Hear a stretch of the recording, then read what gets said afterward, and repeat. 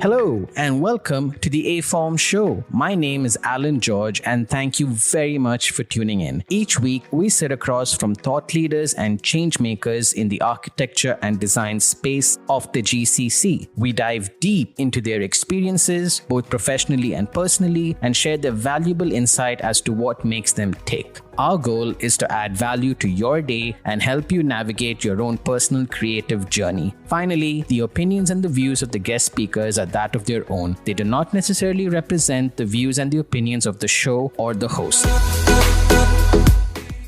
Welcome to the show, everyone. Thank you guys for tuning in again. This week on today's show, we have the wonderful Mohannad Altabbal from BIMES.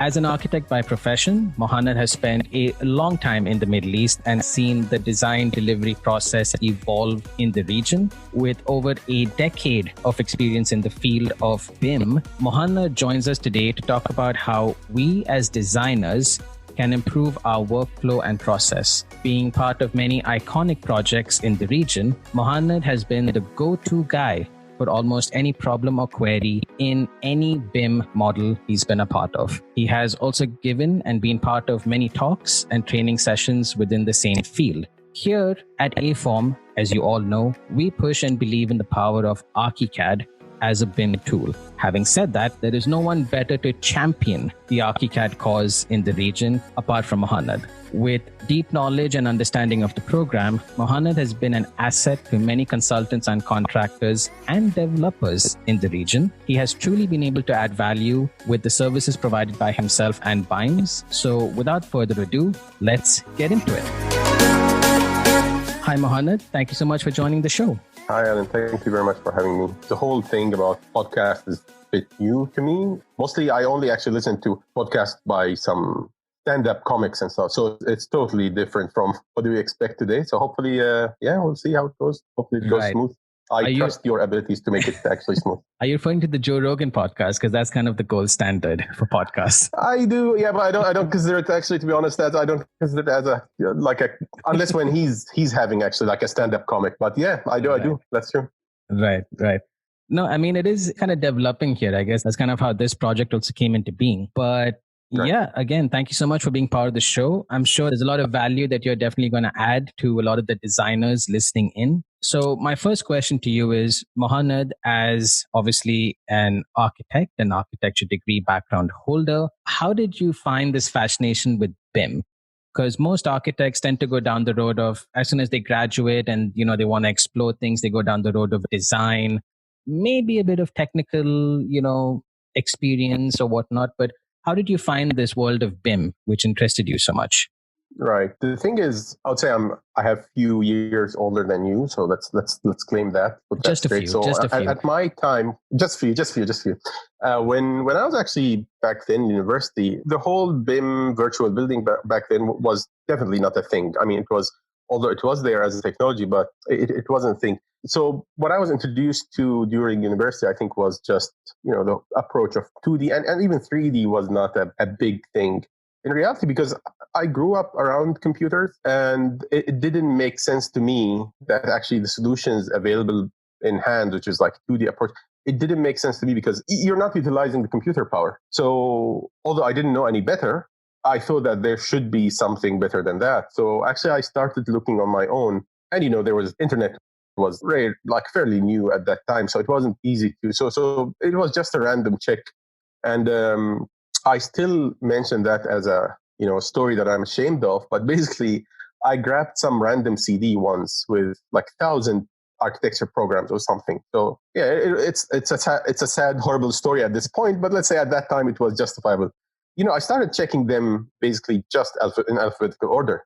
And then actually I landed on ArchiCAD, and the whole concept started making better sense to me because, first of all, you're utilizing the computer. You're not actually just transferring the same method that you're doing on paper to the computer. You're actually transferring your design thinking process to the computer, and the computer is taking care of the like a mundane, boring part of the process. Because if you know the design, it's a matter of documenting it. And that's one of the aspects that I think BIM is powerful when it comes to daily work. And to be honest, as a student, I wasn't really that, I wanted shortcuts, let's put it this way. And BIM was a great, it was a great answer to that, because at the time where my colleagues were putting all their efforts and preparing their, submissions and stuff, I was just, just drawing a line and the section is there and just drawing something. So it was a huge advantage to me. So I came to this from, I think, two aspects. One is actually that I do enjoy technology in general. I like technology. And to be honest, that I was a lazy person. I'm still am, but at that time as a student, I really wanted just shortcuts, and that worked fine.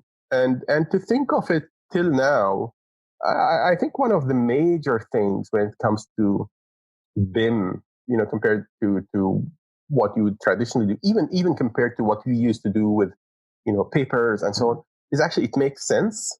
So it is actually, I would argue, it's closer to the design process rather than even the paper approach. I mean, I always hear people say, "Oh, yeah, nothing like paper." I agree, nothing like a paper or a sketch or something. But as a process of thinking and where you expect support and how you can pour in your ideas, I don't think, I think BIM is the closest to that. So that's, I would say, yeah, that's how I managed to get into that. And after all these years, also, I think there's another aspect that I really loved about it, is it has this component where it puts your mind at ease. So, traditionally, you'd be worried about, let's say, that you have an idea, that you need to update it, it should be reflected in all the documents and so on. While in a BIM approach is, well, once you put it, it is there. I remember actually, I remember reading a book, I think it was called the Getting Things Done, the art of stress-free production, I guess, or productivity. And they stress on a point that one of the major things that holds us from being productive is the buzz in the back of our heads. So, when we have an idea, if we don't have a very solid method of that, we know we wrote it down somewhere, that we can still find it, although we try to ignore it, but there's this huge buzz that just continues in our brains. And I think it's true, because that sort of buzz causes this, fuzziness, that you're restless and so on, which I think BIM addresses in the design process, because you know that if you've done it once somewhere, if you modeled that, if you designed that part, you don't have to worry about, oh, did I update it? Is it reflected correctly? Is it? And I believe that's also a powerful thing that I really liked about it, even back then as a student at that point. I didn't have to worry about such things. I was so confident when I submitted my drawings that they're all aligned. It's not something. There's no way that one of the supervisor professors say, oh, your elevation doesn't reflect it. There is no such thing. And you can see it's more about, it looks like more about laziness at this point. That's why I adapted it. But I'm glad that, wrong reason, but a good cause. Yeah, I mean, there was a good outcome at the end of it. I mean, regardless of how it started. I think Right. I think a lot of the listeners, I mean, pretty much most of our audience, I would assume, at some point is using or has used BIM in their workflow. I think we can all agree on, it really, I think the way that you put it, it kind of takes care of the boring parts of the process. And it also kind of automates and puts your mind at ease with a lot of other, updating documents and so on, which is absolutely 100% true. A question that I had for you is, given your career, I mean, like you said, you have a few years on me. So, right. For our audience, could you maybe talk us through one project wherein you kind of saw a really good implementation of BIM throughout the process? And this can be any project, be it, something like a small fit out or a tower, whatever it is, Right. but a really good implementation according to you. Right. As you know, I work as an architect, and also I work mostly actually as a BIM consultant and so on. So I wouldn't pick one of the projects as an architect, because I'm sure you have all these brilliant guests that you have that they can talk about their project in terms of architecture. I would pick one of the projects we worked on as a BIM consultant. So we worked on this project. It was a large project, and that was a few years ago. So even at that time, BIM wasn't that defined. I mean, I would still argue that it's still not where it should be. But I mean, at that point, it was very unknown. Let's say it was a black box for many people and so on. So we were appointed on this project, it was a massive project in terms of floor plans, and it was complex also. And by the time that we were appointed, so we started negotiating. They were building parts of it. They were at the very lower floors. By the time we were appointed, they were like half the structure or something is done. And so we joined. Everything was on site and so on. And it was very interesting that when we joined, so we were on board, and for us to do the part, as I mentioned, we do BIM consultancy, and we do that usually to construction companies or developers or so on. And that part basically is that, they have their designs maybe traditionally done or maybe a BIM. But our part is actually to take that, put it all together, analyze it, help them with their daily tasks and so on. And basically creating one true version of truth. Whatever they wanted, we just have one healthy source of all of that. So to build that, you need to start wherever they stop. So we asked them basically for the latest document. And naive me didn't realize that this is not an easy task. Or I don't know, because I thought they were big names and they have a huge staff. Having the latest drawings would be easy. Oh, it wasn't. So when we told them, we want the latest, it took them like 2 weeks. And then they came back saying, we can give you everything. And we were like, right. For us, what we want is just the healthiest one. We don't want to go through the history. We can just start from it. And we didn't realize at that point still why they insisted. They said, no, we can give you everything. And actually, they dumped on us around, and it was all DWG, it was all 2D. So they dumped on us around 7,200 drawings or something at that point. And we looked at it and we said, listen, if we take 5 minutes per drawing, that would be like 80 days of just reviewing your drawings. And then we tried to dig into that deeper. And we understood that, actually the reason we are at this point is this lack of, a model. Exactly. You see, they have brilliant document controllers. They have a brilliant document controlling system. They have all that.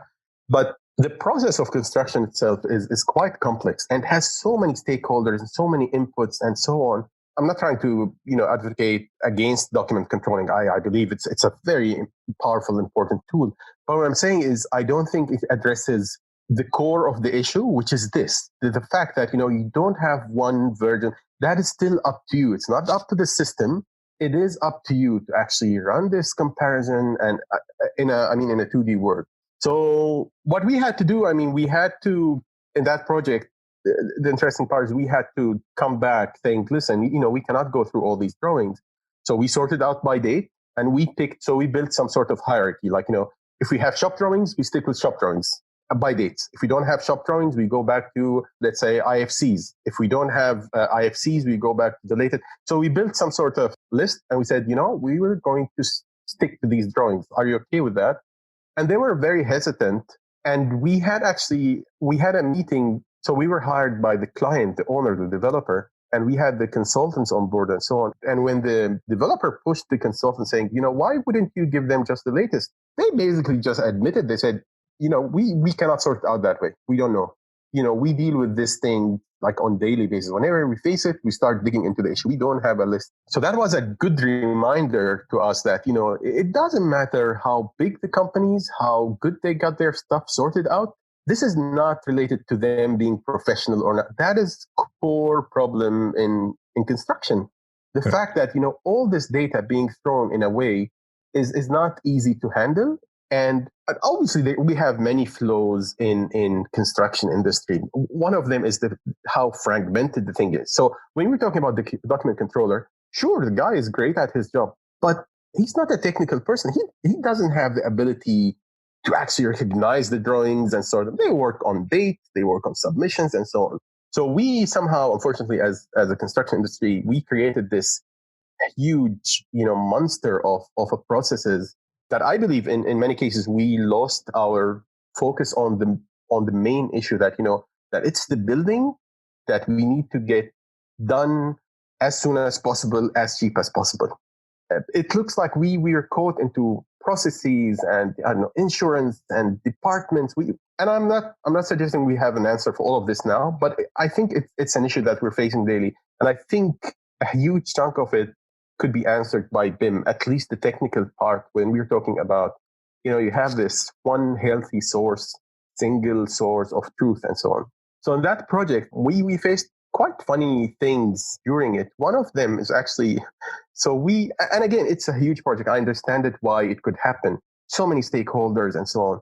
But we faced an issue. So as the project was going, as I said, we built this hierarchy, right? So we started with actually as-built, because there were parts that were done already. So if there's no as-built, we go to shop drawings. If there's no shop drawing, we go to IFC. If there's no IFC, we just get the latest design. So we have parts where we had as-built. And I remember we were working with the interior designers for parts of it. And we highlighted an issue that the as-built drawings showed, like, there was a huge column somewhere, that this huge column had a massive concrete base that is not reflected in the interior design drawings.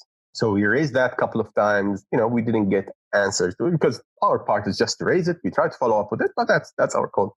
And then we had this meeting where, so we were sitting, it was us, it was the developer, contractor, the consultant, and then the interior design, and then the fit-out company, the guys that are actually carrying out the job, that are actually putting the tiles and whatsoever. And we were discussing this. So we were talking to the client, and he said, listen, we have this issue that wasn't addressed.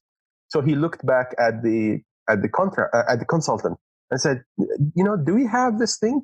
So the consultant looked at the contractor. He said, I don't know, do we have this thing? And then the contractor. So the whole thing went back to the guy that's actually putting the tiles. And he said, yeah, we told you about this months ago. And then this discussion led us that actually we had to walk up to that floor and see that massive thing in front of us that ruined the whole concept of the interior design that they have. And again, you look at this, so they were new because they were new to the concept. So, for example, they didn't take our word for it because they were not sure how this whole BIM thing works. That actually, we don't put things from our side. It's all an input, but because for them to keep track of all these different sources and drawings, and it's impossible for a human being to do that. So for them, it was very easy to walk up and see that actually such a huge base for the column is actually, casted on that floor. But that's exactly what we were showing them in the model. When we opened our ArchiCAD model, that was what we were showing them.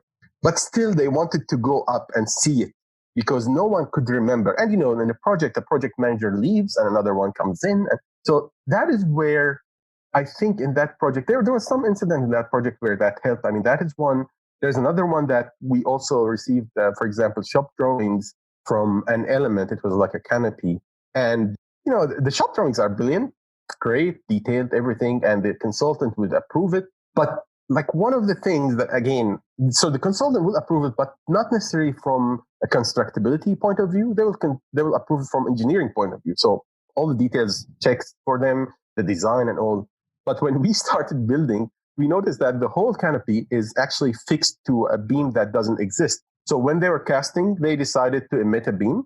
And now to remember that actually this beam wasn't there, that's a whole long story. Exactly. So when we came back to them and said, that's all good, but that beam doesn't exist. It's not there. You didn't cast it, So and again, that worked as a reminder of you cannot keep track of everything. You see, the whole concept of BIM used to be called virtual building. Actually, Graphics of the ArchiCAD company is the one that formed the whole concept, but it wasn't called BIM at that time. It was called virtual building. And I think virtual building captures one aspect of BIM greatly, which is actually that it's a virtual building. You're building everything, but in your computer. And that is, I think it's a very accurate definition for, well, now BIM is a wider, like a spectrum of tasks. But I mean, for that specific thing, virtual building is actually hits exactly the nail because that is what it does. It's the virtual building. You look at everything first.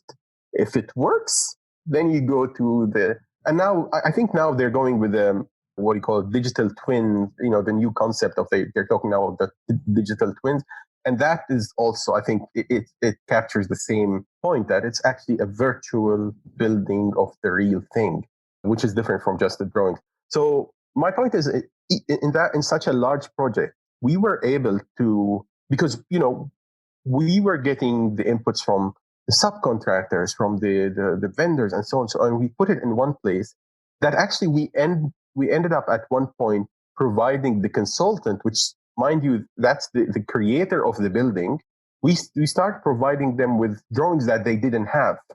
So at one point, they were studying complex steel structure on top, and there was like mechanical elements, and they wanted to study the ventilation. And the consultant asked us to start extracting drawings from the model for them, because although they were the creators of the buildings, but they didn't have the information that shows the concrete shop drawings put together with the steel fabricators drawings, put together with the cladding consultants drawings and the fabricator in that case, plus the MEP shop drawings in one place. They didn't, and the lighting consultant, they don't have one place to see all of this together and decide, is it enough ventilation or not? So although we were not designing on that project, but just the sheer fact that you're putting all of this information together, all these different sources of information together, gave them a new product, let's say, or a newborn baby that they didn't have. It's developed from what they had, but that's one thing that they didn't have in their drawings. I think that's always a project I remember, because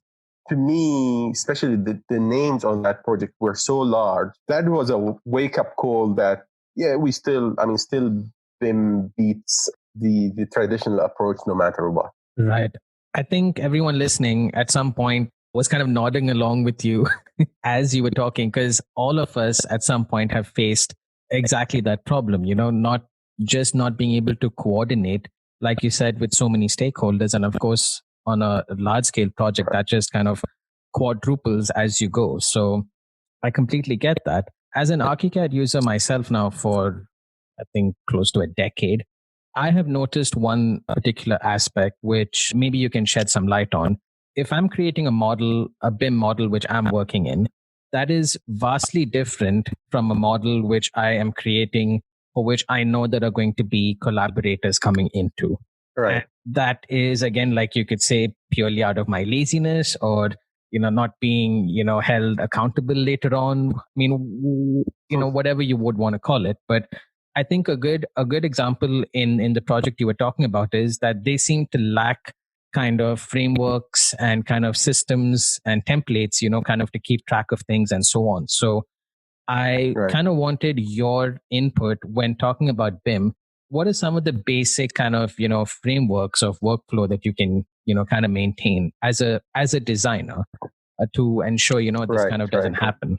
Right. Well, you see now at this point, and that's a very interesting part, to be honest, because you can, so there's, okay, let's put it this way. So there's the official answer to this. After all these years, now we have standards. We have BIM standards that you're supposed to set at the beginning of a project. So when you have a project, something like the, PAS 1192, for example, it specifies that, that you have to get, let's say in your BIM execution plan, you have to define things that actually exactly addresses what you're saying. So we have now, let's say, an official answer to it.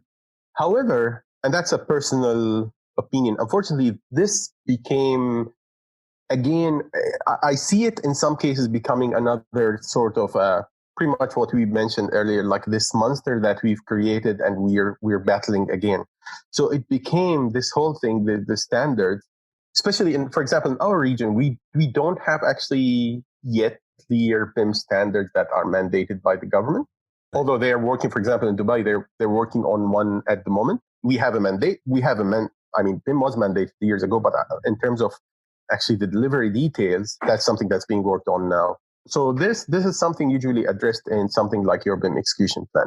But I want to talk on a let's say a simpler thing. Since we are not forced yet to follow a specific BIM standard, I would say the whole thing with BIM is actually that you need to, or not even BIM, anything. You need to forget about the process and so on, and focus on the target. Why are you doing this? So whatever you're doing, what is the reason you're doing this? And I like to think of that and then build back to the processes, to the steps that I need to do and so on. So for example, as you said, that in this project, you are collaborating with others.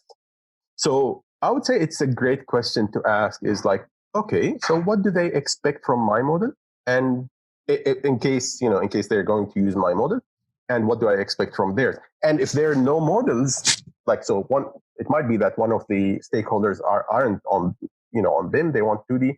Again, what kind of information do I want to exchange with them and why? And figuring that out, I would say, is the most important step. And again, all of this is usually addressed with the BIM standard. So your execution plan, if you have a BIM execution plan for the project, that's usually addresses all of these issues. But I'm just talking about the concept in general that is the main key. So basic examples, if I want to share, let's say, just a basic thing that we've done for many years, but I think we still sometimes struggle with. So if I am sharing my model with someone that is purely doing a simple task of rendering, so they just want to do a nice presentation of my project.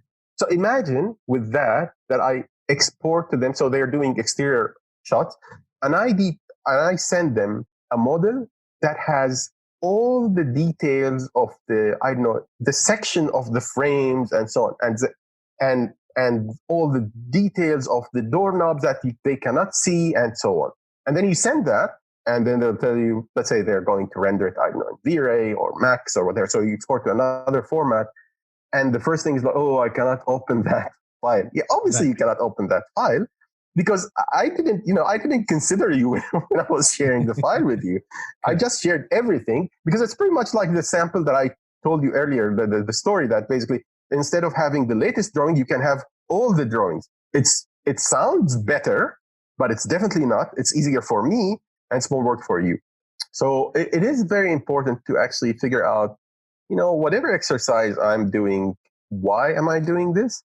And then look at what the technology allows. So for example, and there's new I wouldn't say challenges, but like new technologies coming up with this. One of them is even in BIM. So the way that we used to collaborate, there are different approaches to the collaboration. Some are that we have separate models and, we synchronize, and that is most of the cases at the moment, that we build different models and we synchronize once in a while. So we work separately. If I'm an architect and I have a structural designer, we work separately every couple of weeks. We share models and so on. But for example, one of the things that with ArchiCAD 24, for example, the idea of trying to integrate that design and the concept of shared model. So with ArchiCAD 24, the technology allows us now to actually work on the same model. So we don't need actually to have separate models and different teams working on these separate models and try to synchronize them. We are actually working live on the same elements, and obviously now that's another thing about this. There's always a challenge with BIM, that BIM requires some sort of transparency between us when we collaborate. Correct. And I think that was a major issue holding BIM being implemented, especially in larger firms where liability is a major concern. They don't want to end up, carrying someone else's mistake. So everything is clear, defined. You do this, I do this. However, in reality, construction or the design process shouldn't be like that. I mean, if you dig back in the days, it wasn't about liabilities. It was about the design. So if you're a designer, you're at the same time thinking of this, how the structure would work, how the architecture would work. And that's why if you go and look at some of the the ancient buildings, you cannot really tell where the structural part is and where the architectural part is. Sure. So the column is an architectural feature and a structural element. So they're not two different things. But with things being developed, we develop that thing. So it's debatable, I think, if it's a good or a bad thing. But what I'm saying is that now, for example, as I told you, with the ways we're trying to solve this issue using technology, with the latest ArchiCAD, so you can work on the same elements, different people working on the same elements, but with tools that actually allows you to track the changes. So you as an architect using the same column as a structural engineer, but the software now will actually send you notifications if there are any changes, and maybe not all the changes. So as a structural engineer, they're not interested in the colors you're coloring the columns, for example, but they'll be interested in the size. So they can even select the kind of, it's what we call subscription. They subscribe to changes and say, if Alan changes the column size, well, you have to notify me, because that is, although we're sharing the same element, but it's my responsibility. So what I'm saying is, like, when it comes to this, there are many things changing about the part where the way that we model for collaboration, the way we model for ourselves. And the technology is trying to help us setting this kind of, way of tracking the changes, knowing about them. So it again puts our mind at ease. So you can still be as lazy as you want, productive as you want, but also address the part of the actual liability of work that you're still doing your part. But even if you forgot to notify them about this change, the software will do it for you. Correct. And I think that it lowers down this kind of level of trust that was needed and was stopping us from working together better. I think with the latest ArchiCAD and BIM Cloud, this is a sort of a breakthrough to the industry that we are yet to see the impact of. Right. I agree completely, because we are now in a position wherein obviously we as a firm, we are completely BIM. I don't even think we have AutoCAD, to be honest, on any of our machines, maybe Right. just one. But fortunately for us, we're now starting to find collaborators who work in BIM also, be it, the MEP guys or the structure guys and so on. One particular field, which is, say the interior design field and fit out, there doesn't seem to be a lot of BIM implementation there just yet. I know there are a lot of firms looking into it at the moment, but it's not really as prominent as it is, say, as compared to architecture. So for the interior designers in the audience, does it make sense for them to kind of pick up BIM as a skill, or is it too early for them? Does it not matter, or is it of benefit to them? Right.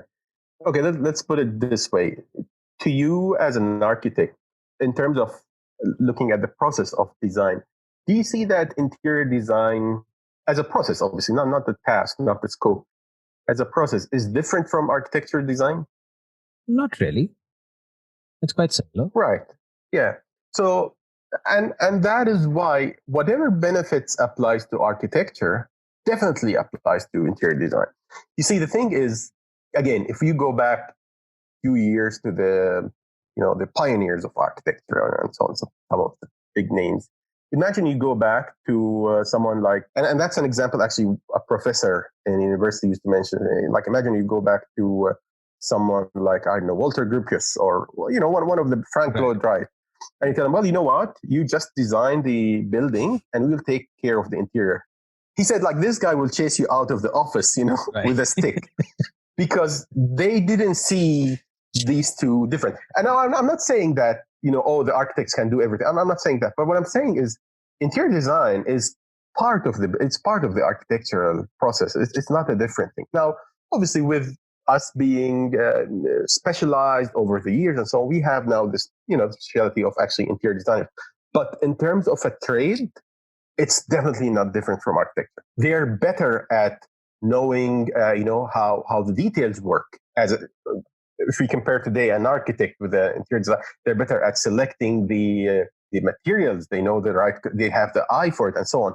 But again, that is something you can say for an architect doing an architect and another, they might be good at interiors or good at detailing and so on.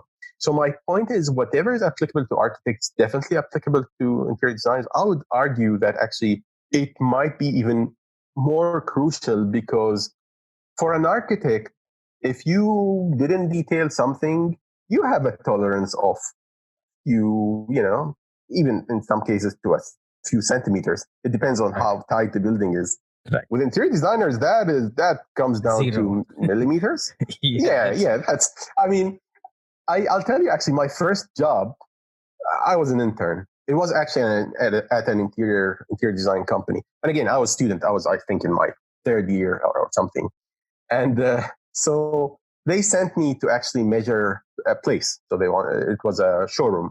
So I went there, I measured the thing. Again, it's my first time. I was a kid, I didn't know what to do. So I went back and I started drawing that thing. So I drew it. And, when I was modeling, I know I was using ArchiCAD at that point. So I was modeling it. And then I noticed, like, the plan. So imagine it's a rectangle. It wasn't closing. There was a difference of like 2 meters. So obviously I did something horribly wrong. But in my, brain at that point, as a young kid, new on the job, was like, I can push maybe half a meter from here, half a meter here. And while I was doing that, there was a lady sitting in front of me. So she was there with the office for a while. And she was like frustrated. And I was like, what isn't? What's frustrating? She said, oh, I'm trying to draw this plan. And I got it like from the main owner, like that was our designer, the lead designer. And I said, I was drawing and it's not closing. There is a difference of 3 millimeters. I was like, oh, so you took millimeters here? She said, yeah, no, here we cannot take. I was like, oh, all right. So I was like, well, I need to go somewhere then, because I had to go back, take a taxi, go ahead there and find, because to me, in my very new, because I told you, maybe second, third year, I can't remember. So I could understand like how important that is, that I thought a meter or two is something I can manage. But then it hit me that for interior designer, they're talking millimeters. That is how important it is. But yeah, so for them, I would argue that it's actually quite important for this. And the other thing is the tasks that they, for example, for interior designer, that they do while architects might not. For example, they have these sort of a cut sheets of all the products that they select, which is a boring process that you have to do. For each element, you put a picture, you write the descriptions, and then you change. And that is not part of their creative process. Yeah, it's this part of the mundane, boring stuff that you want the computer to help you with. So imagine that this is something that, a program like ArchiCAD or BIM software would just address it for you. You don't have to worry about this. It's just there, takes care of it, end of story. So yeah, definitely it's something that I don't see any reason why it would be something special in their process of design and production that actually BIM wouldn't apply, because it's 100% there. And as I told you, I personally don't think it's different from architecture in that terms. Obviously, I'm not talking about the profession itself, but in terms of the process. Right. Well, there you go, interior designers. You've heard it directly. Get on that. We expect BIM now everywhere. Right. And actually, they can always, there's so many great examples of kind of collaboration working on BIM. I mean, we recently, I think we had, was it last month? I think last month we had our event Building Together, where there was some speakers in the event where they showed some of the project that is done, for example, in ArchiCAD. And I think actually what I like about them, they can check that. So anyone is interested in it, they can just go to buildingtogether.graphisoft.com. I have to double check that link while I'm talking to you, but yeah. Or just go to graphisoft.com and they can find it, or archicad.com, they can find it. But my point is the samples of interior they showed is, again, it's not just interiors in terms of, oh, we have the walls, I'm just selecting the materials. It's actually heavy work, sort of working on interior that's integrated with architecture. And I think it's a very interesting, we had quite interesting speakers that I would recommend your listeners to look at that, how that actually helped them in doing even interior design, because I think it's a great example. Right. Awesome. I mean, we'll definitely have that linked probably in our show notes and in this episode somehow at the end. So for sure, if you guys are listening, feel free to go click on it and go check it out. I'm sure, I think I've seen this particular link that you're talking about, Mohannad. And yes, it is quite insightful for sure. I think we've kind of addressed BIM kind of, where it was and where it is right now in the field of construction. I kind of wanted your insight as to what the future of BIM would be. I know there's a lot of talk about what it could become. We're talking, things like auto AI scripting and, hyper efficiency and 4D and so on. It seems like it can have so much potential, but realistically over, say, the next, decade or two, where do you see BIM going and how do you see it affecting us as designers? Right. Before we go to that, I would say I want to address a basic part of BIM that I still think people downplay it or think of it not as a real BIM, especially with the talks about, how BIM is great and so on.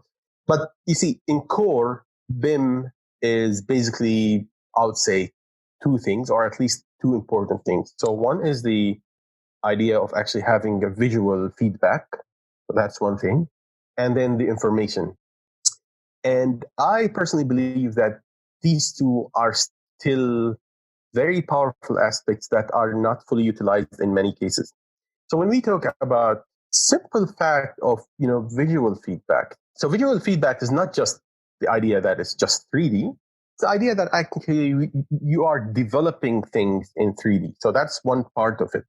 And going back to what we discussed, I think, at the beginning, which is that how that is similar to the way we think as a designers. Because as designers, I don't think we think of a plan separated from elevations. We think of all of these things together.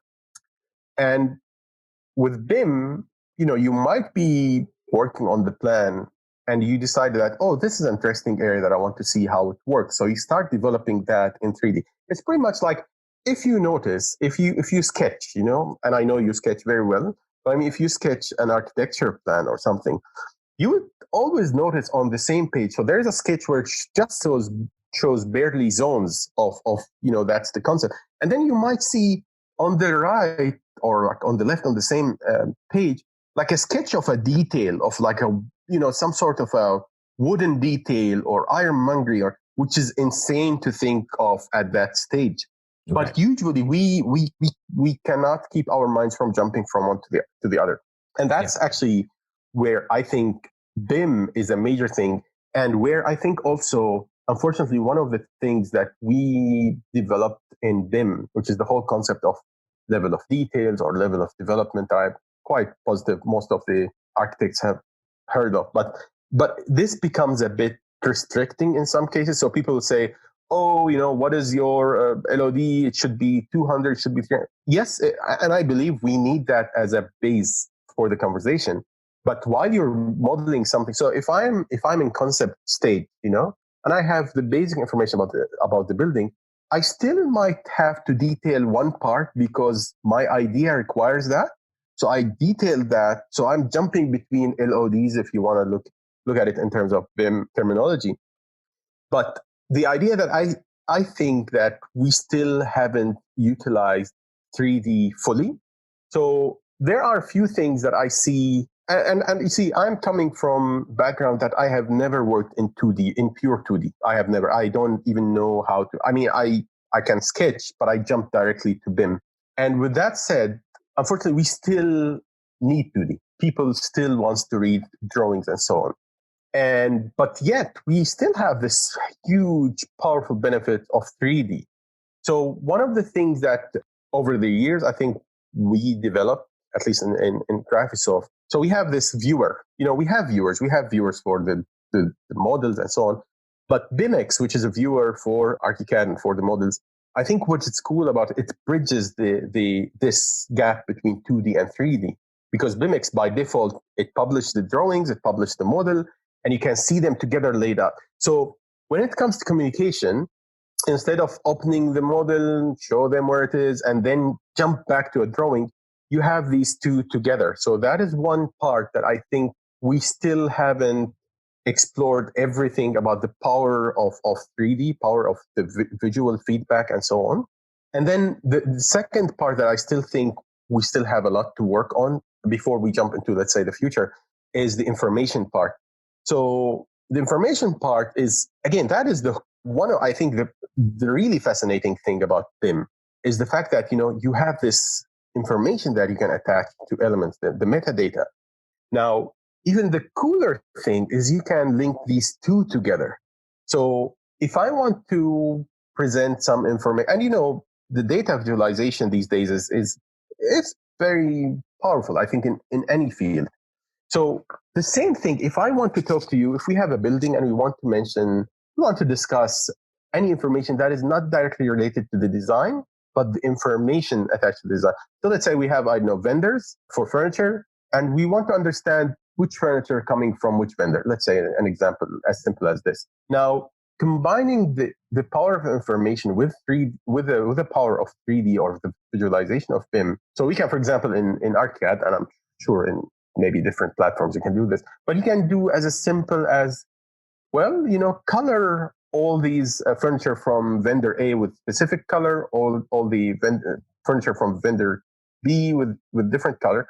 And suddenly you're looking at the same plan, but you're looking at an infograph of it actually, rather than the plan. And that doesn't require us doing it manually. It is actually extracting the data that we already have assigned, because in each furniture we said, well, this furniture is coming from so and so. I've actually seen an example, which was very interesting example from to be honest, I can't remember which company was that, but it was like a company that has hypermarkets and supermarkets and so on. So they had their models of all their, their supermarket modeled in 3D as part of their design and so on. But what they did is, so they have their shelves also modeled, numbered, and so on. And they started pulling their sales numbers. So they know where shelves with highest sales and the shelves that I'm sure I'm not using the right terms in terms of supermarket management. They have terms for that. But basically, of course they have that. I don't know it. But they put these numbers and they're reflected back on the model as a heat map. So looking at the model of their supermarket, they were able to see where people are buying more stuff, where people are, less to visit. And based on that, they started doing rearrangement of the design based on this. Now, obviously, listen, with this process, we didn't introduce something new. They already have the numbers of these shelves and might have drawings. But to put these together, first of all, it was manual. Second of all, most probably it's not a 3D thing, which makes it harder to discuss with the right people that might, not be good at reading drawing. It's not good. It's not their job to read drawings. But we all look at a 3D model that we can, rotate around and look around, and now add this to the add the information that you usually were seeing in Excel sheets, while it says, oh, aisle 7 is selling like hotcakes or whatever, and then add that to the 3D model. Now that's a powerful thing that we can all share and all understand. So, I mean, these two things, it's still interesting that I still find different utilizations of them, even after all these years of working. So that is something that I'm always interested on seeing what else we can do with. In terms of technology in the future, the trends that I see now, at least, and as I said, I think we can only try to predict what is coming in the foreseen future. I'll pick a few things. One of them is definitely the power of programming into architecture. Now, this is not necessarily strict or just exclusive to BIM, but the idea of understanding our buildings, not just in the traditional way, but in the way that how the elements relate to each other, which is the whole concept of parametric design. So that is something that is, I personally was introduced to it not very long ago, a few years ago, and I still find it fascinating because I wasn't trained to look at a building in that way. So I know how to do it technology-wise, so I know how to do that in Rhino and Grasshopper and link that to ArchiCAD, or with a live link that they're working together. But my brain as a design process is not trained to do that. And I find that very interesting looking at some of my colleagues that actually were sort of trained on this. The way that we look at a building is really different. And I really like the idea that, we're looking at a building. So we're still, as designers, we're still looking at it from a human perspective of, how we're going to use it and so on. But then we go back and try to create these links. So I have an idea of the design, but I don't want to repeat the things every time I do a change. I want to build rules for it and then work on this. So definitely one of the things that I think in the design that's going to gain momentum in the near future is something like the parametric design. And, for example, in ArchiCAD, we had parametric design for so many years, but it was not necessarily on the level of a building, but it was on the objects, the more controlled one. While something like a Grasshopper in Rhino, with its connection to ArchiCAD, allows us to apply this to the whole project, to the whole concept that we're doing. And even bidirectional, which adds another layer of a very interesting thing, which is optimization. So you're linking back, you're running some sort of simulation, and then you're letting the program gives you options to actually do that. So that is definitely something interesting. In ArchiCAD, I believe actually ArchiCAD introduced in, was it ArchiCAD 21, I think, or 22, where the stair maker was, that there was the first time we introduced a form of artificial intelligence in the stair solver. So the idea that, we set rules and it starts suggesting options for the solution of a problem, which is a stair in that case. So definitely AI, well, not AI, let's say, let's talk about for now is just the idea of having parametric set of rules is definitely something coming, and we will see more and more often in our design. So that is one thing that's definitely will be there. The other thing that is related is the efficiency part. So recently, I think building on this is the fact that, programming is entering our life in everything. So years ago, we only knew programming if we are programmers.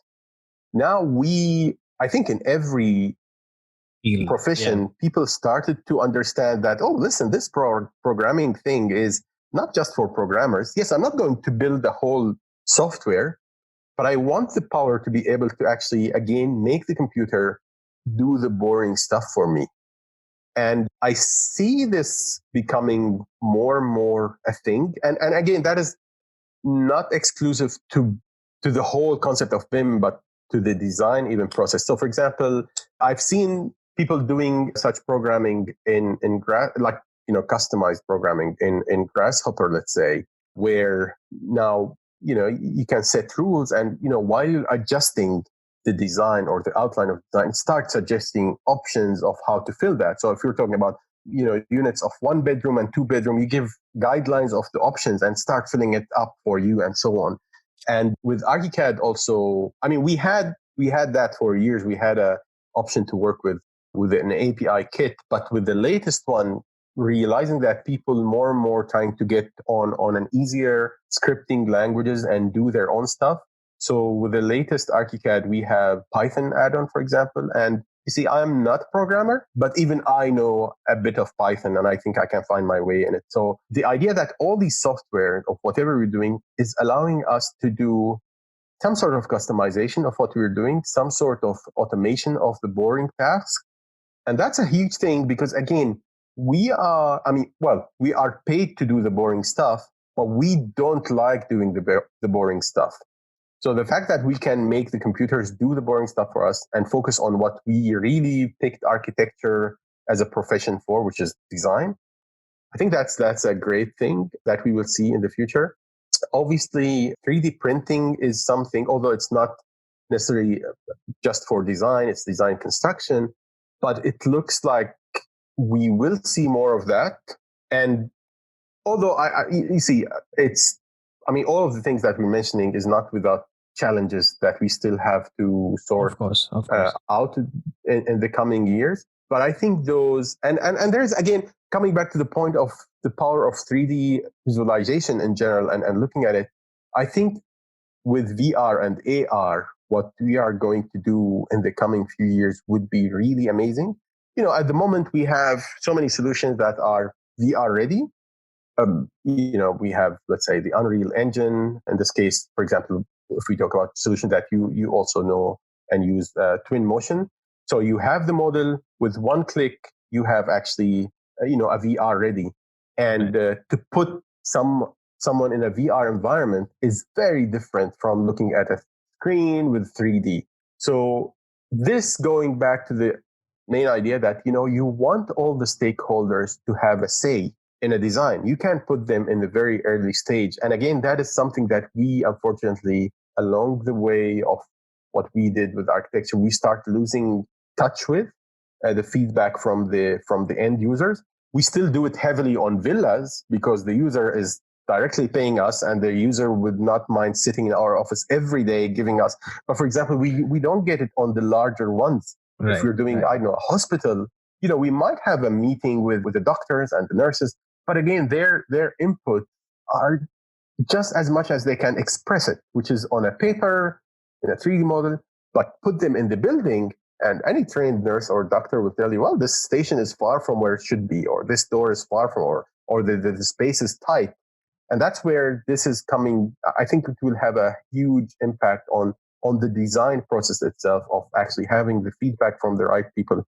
So I would say, yeah, I'll think of those. There's so many things, but I think those, at least those are one fascinating to me. And I'm really interested in seeing them being developed. One other thing that I mentioned that actually Craftsoft introduced in ArchiCAD 24, which is the concept of shared model, that actually we all work on the same model. All of this is a technical thing for our workflow, but I think it's quite powerful. And I'm really looking forward to see how that will affect the way that we work, building back the trust between architects and engineers, giving us the tools, the ways to measure, to monitor the changes and so on, and make us again work as a team. Not the traditional thing that, in 2 weeks, the structural engineer will be just frustrated. And even when they're working alone, they're just praying that the architect doesn't change stuff again. And we sit together on a table, like if we were going to like some sort of a fight. So I really hope with this kind of technology, with the shared model concept from ArchiCAD, and hopefully, be adapted by others soon or something, we'll have a similar thing, that we start building this trust again between the different parts, and see us working instead of just waiting to blame each other on stuff that we've done over the period of designing an office before seeing them in a meeting. Right. As a BIM user myself, I can't help but be fired up, Mohannad, by the end of this. I'm kind of really excited now to kind of, I feel like the potential is so much at the moment with BIM, and it holds, so much more that we can do in the future. So as a designer, to be honest, I think at the end of our conversation now, I feel really excited. I feel fired up, as a designer, that, there could be so much that we can do in terms of not just design, but, collaboration. And then, good collaboration actually leads to, like you said, the end product, which is, really, really what the whole thing is about. I think that would be really, really cool. So I guess on that note, Mohannad, I kind of, on behalf of, the aForm show, wanted to thank you so much for coming on and sharing your insights. I think this was really, really beneficial for everyone listening. I am sure there are people who have questions and would probably want to reach out to you or BIMES about ArchiCAD, BIM, whatever it may be. What's the best way for them to kind of get in touch with you? Right. Well, first of all, again, thank you for having me on this. I hope I didn't do a horrible job on it. To reach out, I think the easiest, just drop me a line. You can just go to mohannad@bimes.com. That is mohannad@bimes.com. You can find us. You can look at BIMES on Instagram and Facebook and all of these. We're everywhere. But I mean, if there's something, you can just fire a question, and I'll be really happy to answer that on my email. I just want to say, this whole BIM, for the ones that are still hesitant to jump on it, it's not scary. It works for all scales. It doesn't matter if you're a one-man show, if you're a massive company, it works. It doesn't matter what kind of project you're doing. It's been tested. It works. The issues that and I want to say, because many people have stories like, oh, but I know a company where it failed. Yeah, listen, there are so many things that we're still facing, but it's not a technology thing. I mean, you're a BIM user for years. You know that most of the things that we're still figuring out is actually psychology things, if you want to put it. Yes, it's like how people are adapting to it. Pretty much, it's a people thing. It might be in some cases restrictions based on the way that your contract is done, the way that your payment is done. But by this point, we figured most of these things out. So if you didn't have an answer to it, if you have a concern, reach out to someone that have done it before. They will have answers. Reach out to me. I'll be very happy to help with that. And yeah, that's pretty much it. It works. There cannot be a better summary for BIM. It works. So it does. That's true.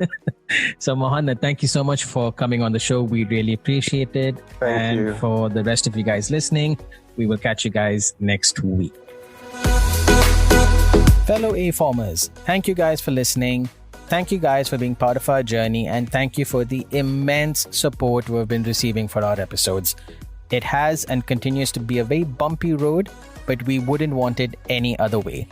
If you enjoyed this episode and it brought you value, please share this episode with anyone who may benefit from it. But of course, if you loved the episode, follow us on Instagram and LinkedIn, send us a little DM, and we may just send you a secret link to a secret episode which we've been working on. Wink, wink, nudge, nudge. See you next time. Keep sketching.